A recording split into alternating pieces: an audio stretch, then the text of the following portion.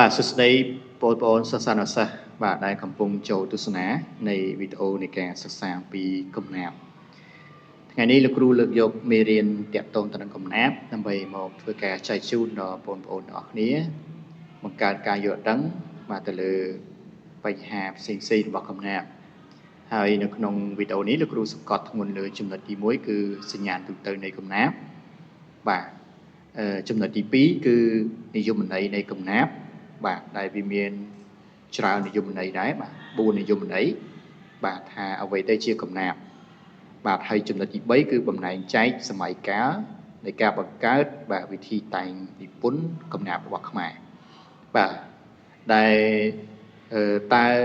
កំណាព្យយើងមានកំណើតចាប់ពីពេលណាមកបាទហើយនៅក្នុងវីដេអូនេះគឺនឹងបង្ហាញបងប្អូនអរគ្នាបាទចឹងអ្វីកុំឲ្យខាតពីយូរគឺយើងមើលទៅលើចំណុចទី1តែម្ដងពាក់ព័ន្ធជាមួយនឹងសញ្ញាទូទៅនៃកំណាព្យបាទចឹងគឺឯកសាររបស់យើងគឺបានលាតត្រដាងថាកំណាព្យជាផ្នែកមួយដែលស្ថិតនៅចន្លោះអក្សរសិល្ប៍និងភាសាវិទ្យាបាទអញ្ចឹងកំណាព្យក៏ជាប្រភេទនៃអក្សរសិល្ប៍ដែរណាបងប្អូនអរគ្នាបាទប៉ុន្តែវាស្ថិតនៅក្នុងចន្លោះបាទអក្សរសិល្ប៍និងភាសាវិទ្យាហើយចាក់ឫសយ៉ាងរឹងមាំនៅក្នុងមជ្ឈដ្ឋានមហាជនពលករបាទហើយកំណាព្យមានឥទ្ធិពលនិងអនុភាពធំធេងហើយបាទកប់យ៉ាងជ្រៅនៅក្នុងស្រទាប់និងផ្នត់គំនិតសតិអារម្មណ៍មហាជនពលករដែលមានចំនួនច្រើនលើសលប់នៅក្នុងសង្គមជាតិមួយហើយត្រូវបានមហាជនពលករទាំងអស់នោះនិយមរាប់អានលើសផ្នែកផ្សេងៗទៀតនៃទម្រង់អក្សរសិល្ប៍និងអរិយធម៌បាទនេះគឺជាបញ្ហាទូទៅនៃកំណាព្យដែលបានលើកឡើងនៅក្នុងមេរៀនរបស់យើងអ្វីដែលសំខាន់គឺគេបញ្ជាក់ថានៅក្នុងកំណាព្យឬក៏កំណាព្យហ្នឹងគឺជាផ្នែកមួយដែលស្ថិតនៅក្នុងចន្លោះជាអក្សរសិល្ប៍និងភាសាវិទ្យាដែលវាចាក់ឫសយ៉ាងរឹងមាំបាទនៅក្នុងមជ្ឈដ្ឋានជំនាញនៃមហាជនទូទៅក៏ដូចជាពលករណាបាទពលករហើយកំណាព្យហ្នឹងគឺមានឥទ្ធិពលខ្លាំងណាស់បាទវាដកជាប់នៅក្នុងផ្នត់គំនិតសតិអារម្មណ៍របស់មហាជនទូទៅក៏ដូចជាពលករបាទទៅតាមសង្គមជាតិនីមួយៗបាទនៅក្នុងសង្គមជាតិហើយត្រូវបានមនុស្សជាច្រើនហ្នឹងគឺឆ្លាញ់រាប់អានទៅលើផ្នែកកំណាព្យហ្នឹងបាទហើយកំណាព្យវាក៏វាជាទម្រង់មួយនៃអក្សរសិល្ប៍និងអរិយធម៌របស់ជាតិផងដែរបាទបន្តទៀតគឺលើកឡើងថាយើងបាទមិនអាចចាត់ទុកថាកំណាព្យនៃជនជាតិមួយមានលក្ខណៈល្អពិសេសជាងកំណាព្យនៃជនជាតិមួយទៀតបានឡើយបាទមានន័យថាកំណាព្យនៃជនជាតិណាក៏មានលក្ខណៈល្អពិសេសរៀងៗខ្លួនដែរព្រោះវាមានលក្ខណៈពិសេសដោយឡែកពីគ្នាណាដោយឡែកពីគ្នាដែលជនជាតិដទៃបាទធ្វើមិនដូចបាទអញ្ចឹងមានន័យថាជាតិខ្មែររបស់យើងកំណាព្យបែបផ្សេងទៅហើយយើងមានចំណាប់ចុងជួនយើងមានបាទបទមានបែបផែននៃការសូត្រលក្ខណៈនៃការតែងគឺផ្សេងគ្នាច្រើនអញ្ចឹងណាបាទអញ្ចឹងវាអត់ដូចគ្នាទេអញ្ចឹងត្រង់clearទី2របស់យើងបាទគឺគេនិយាយថាយើងមិនអាចចាត់ទុកកំណាព្យនៃជនជាតិណាមួយតែមានលក្ខណៈពិសេសជាងកំណាព្យនៃជនជាតិមួយទៀតបានឡើយបាទព្រោះថាវាមានលក្ខណៈពិសេសហ្នឹងគឺទៅតាមជាតិសាសន៍រៀងខ្លួនបាទអញ្ចឹងជាតិសាសន៍ទាំងអស់អត់មានកំណាព្យដូចគ្នាលក្ខណៈដូចគ្នាទេគឺខុសគ្នាណាបាទអញ្ចឹងយើងមើលចំណុចសញ្ញាទូទៅនឹងទៀតថាកំណាព្យខ្មែរសរុបទាំងបទបាទមូលដ្ឋានគ្រឹះនិងបទបាទបំបែកចេញពីមូលដ្ឋានគ្រឹះមានចំនួន74បទបាទអញ្ចឹងគឺច្រើនមែនទែនបាទគឺច្រើនមែនទែនណាអញ្ចឹងបញ្ជាក់ថានេះគឺជាឯកសារបាទដែលលោកគ្រូនឹងលើកយកមកបាទបន្តពីទិសដៅអក្សរសិល្ប៍ជាឯកសារដែលល្អសម្រាប់យកមកធ្វើការបង្ហាញបងប្អូនអរគ្នាបាទឲ្យយើងបានដឹងពាក់ព័ន្ធទៅនឹងទិសដៅអក្សរសិល្ប៍ដូចជាកំណាព្យបាទនៅក្នុងមេរៀននេះបាទយើងមើលម្ដងទៀតណាគឺពាក់ព័ន្ធជាមួយនឹងកំណាព្យខ្មែរគឺមានសរុបបាទកំណាព្យខ្មែរសរុបទាំងលើបាទបទមូលដ្ឋានគ្រឹះនិងបទដែលគេបំបែកចេញពីបទមូលដ្ឋានទៀត គឺមានដល់ទៅ74បទឯណោះបាទអញ្ចឹងនេះគឺជាអ្វីយើងត្រូវដឹងពាក់ព័ន្ធទៅនឹងកំណាព្យបញ្ហាទូទៅរបស់កំណាព្យឥឡូវយើងចូលដល់ចំណុចទី2គឺជាចំណុចសំខាន់មួយទៀតដែលបងប្អូនគ្នាត្រូវដឹងដែរគឺនិយមន័យនៃកំណាព្យមុននឹងឈានចូលដល់បញ្ហាផ្សេងនៃកំណាព្យផ្សេងទៀតចំណុចជាច្រើនទៀតយើងត្រូវយល់ថាតើអ្វីទៅជាកំណាព្យបាទហើយកំណាព្យនឹងត្រូវបានគេឲ្យនិយមន័យដោយនរណាខ្លះបាទហើយនរណាខ្លះយើងមើលណាកន្លែងហ្នឹងអញ្ចឹងកំណាព្យគឺជាអត្ថបទពាក្យជួនបាទផ្ទួនរំដំណៃណោប្រកបដោយរូបអារម្មណ៍រស់រវើកបាទអញ្ចឹងនិយមន័យទី1នេះគឺគណៈកម្មការជាតិភាសាខ្មែរប្រតិបត្តិគណៈកម្មការជាតិភាសាខ្មែរលេខ2ដែលបានឲ្យនិយមន័យក្នុងឆ្នាំ2009នៅទំព័រទី23បាទនេះគឺជានិយមន័យរបស់គណៈកម្មការជាតិភាសាខ្មែរបាទប្រតិបត្តិបាទគណៈកម្មការបាទជាតិភាសាខ្មែរបាទអញ្ចឹងយើងមើលជានិយមន័យគឺក្តារចឹកកំណាព្យជាអត្ថបទពាក្យជួនបាទបានន័យថាសាច់អត្ថបទកំណាព្យហ្នឹងគឺវាមានពាក្យជួនវាមានពាក្យផ្ទួនវាមានរំដំណៃណងអីពីរោះអញ្ចឹងហើយប្រកបដោយរូបអារម្មណ៍រស់រវើកបាទរូបអារម្មណ៍រស់រវើកទៀតផងបាទអញ្ចឹងបន្តមកទៀតគឺនិយមន័យទី2គឺកំណាព្យគឺជាសិល្បៈតែងកាព្យជាសិល្បៈតែងកាព្យបាទសិល្បៈអន្តោនិងបំផុសមនោសចេតនាចំណាប់អារម្មណ៍ការរំភើបញាប់ញ័រដោយការគូផ្សំទៅនឹងរំដំសូរសំឡេងចង្វាក់និងភាពពីរោះបាទអញ្ចឹងចំពោះនិយមន័យទី2គឺជានិយមន័យដែលគេដកស្រង់ចេញពីសៀវភៅក្រសួងអប់រំយុវជននិងកីឡាបាទសៀវភៅកំណាព្យខ្មែរភាគ1បាទហ្នឹងហើយនិយមន័យទី3គឺកំណាព្យគឺជាកម្រងពាក្យសម្ដីអ្វីដែលគេចងក្រងជាពាក្យពេចន៍ដែលមានការចាប់ចុងជួនពីរោះរំដំណែងណងបាទអញ្ចឹងពីរោះណែងណងអញ្ចឹងវាជាកម្រងសម្ដីដែលគេសរសេរហើយមានការចាប់ចុងជួនត្រឹមត្រូវពីរោះណែងណងមានឃ្លាមានល្បះនិងមានកម្រិតចំនួនព្យាង្គជាកំណត់បាទចេញពីទឹកចិត្តរំភើបនិងធ្វើឲ្យអ្នកផងរំភើបជាមួយ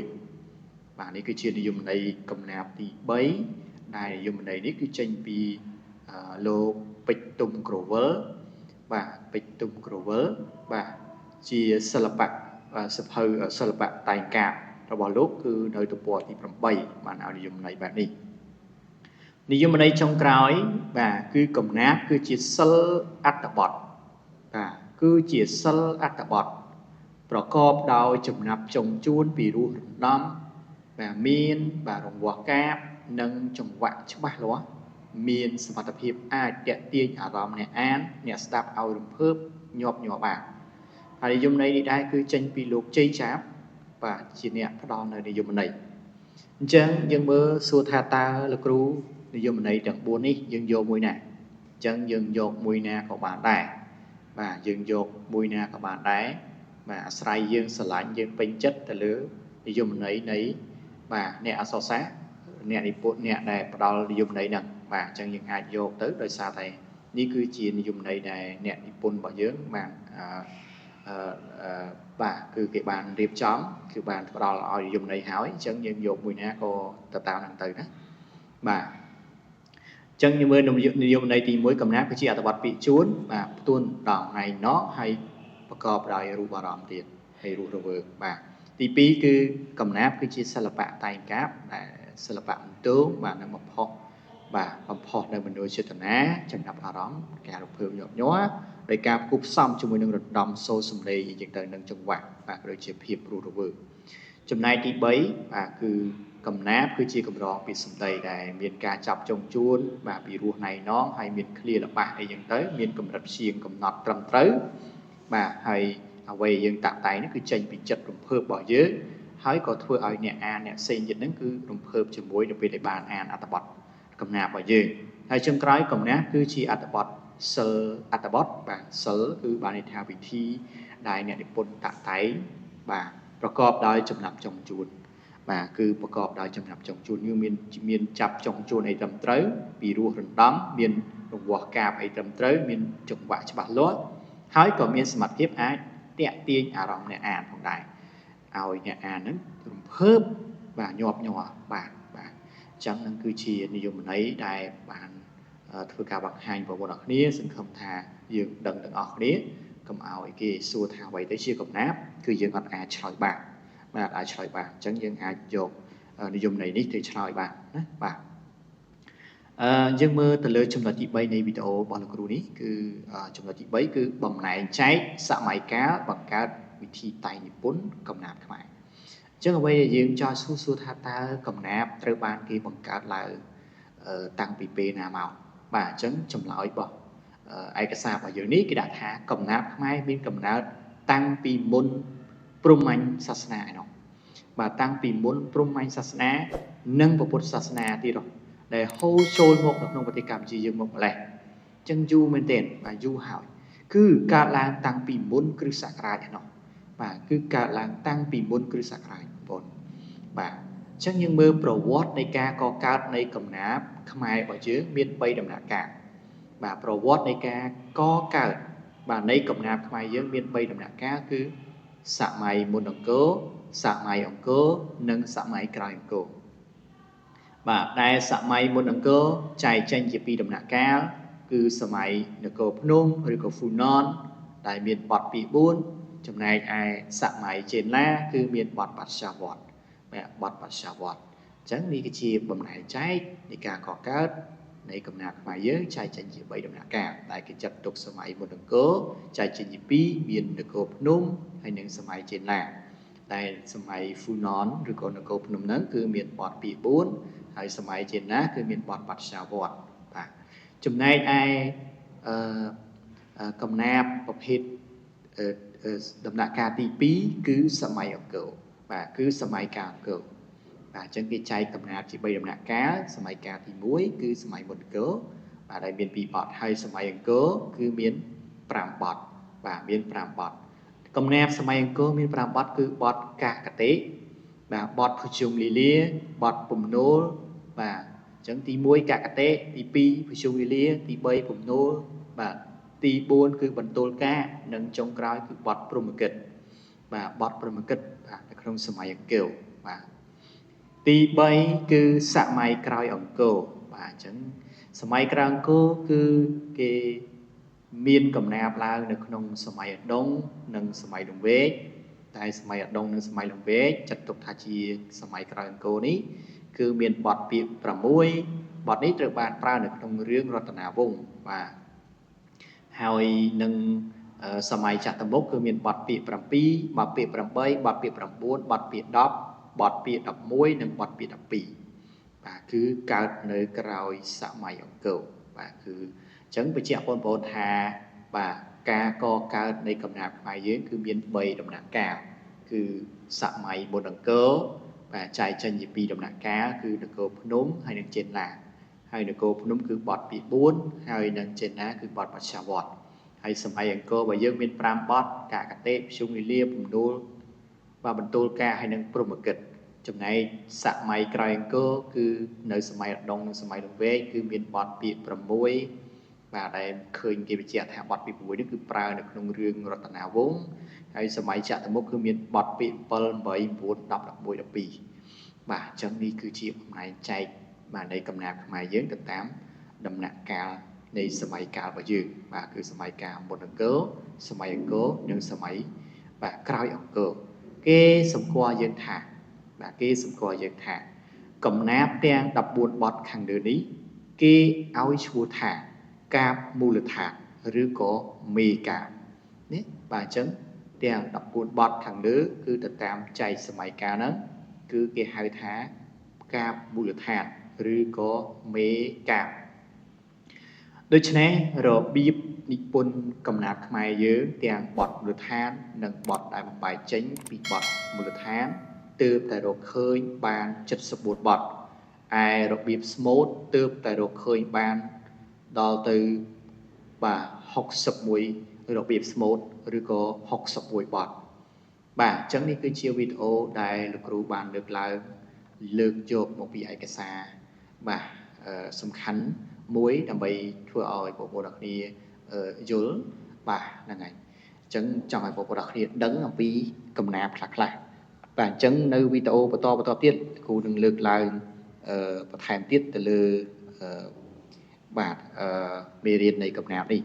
ដែលនៅក្នុងមេរៀននៃឯកសារនេះដែរគឺលោកគ្រូយកពីឯកសារកម្មវិធីបណ្ដុះបណ្ដាលគ្រូបង្រៀនកម្រិតឧត្តមទៅលើទិសដៅអក្សរសិល្ប៍ដែលរៀបរៀងដោយអ្នកនិពន្ធឈ្មោះឈឹមភាវីនៅឆ្នាំ2011ណាបាទអរគុណច្រើនចំពោះការទស្សនានៃវីដេអូនេះយើងនឹងជួបគ្នានៅវីដេអូបន្តទៀតបាទសូមជម្រាបលា